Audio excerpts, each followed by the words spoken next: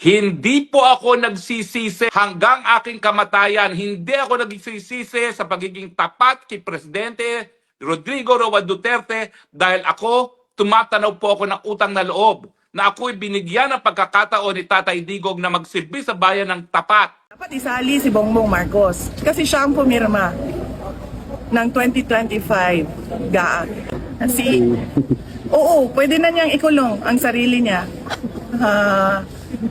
Aminin na niya na ano talaga, meron siyang pagkukulang.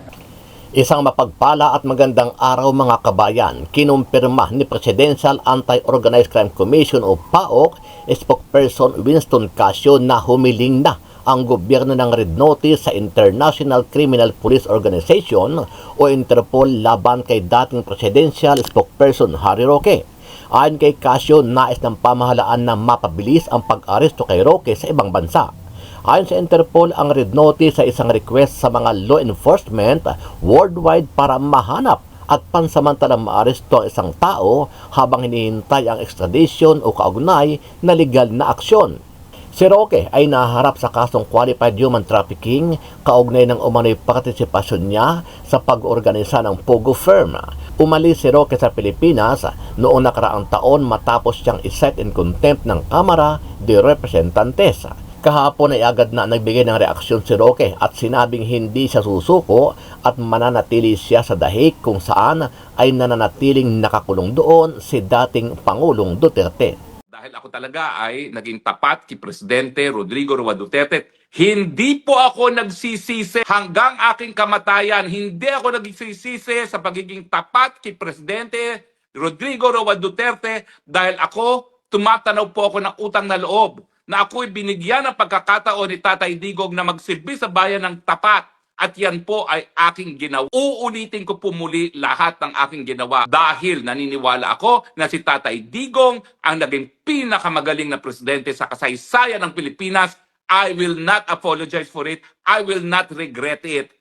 Hanggang sa huli, sinasamahan po natin si Tatay Digong. Samantala, tumanggi munang sumagot si Vice President Sara Duterte sa tanong kung ready ba siyang mag-take over sa Malacanang o pamalit kay Pangulong Ferdinand Bongbong Marcos Jr. Yan ang hindi ko muna sasagutin kasi magkakagulo tayo niyan, diin ng Vice Presidente sa isang TV interview. Nakiisa ang Vice Presidente sa ginanap na Duterte Run sa Davao City nitong Linggo, November 23. Nauna nang itinanggi ni Duterte ang aligasyon, isa siya sa mga pinansyir ng destabilisasyon laban sa gobyerno matapos siyang pangalanan ng veteranong kolumnistang si Ramon Tulfo.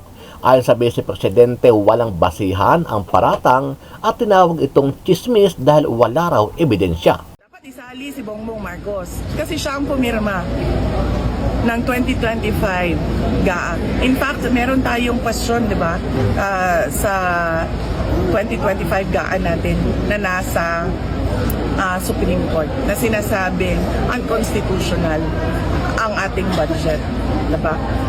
Sa iyo pa lang, presidente ka, pag dumating yon sa harap mo, sabihin na natin hindi mo kaya basahin yan kung ilang 100,000 pages yan.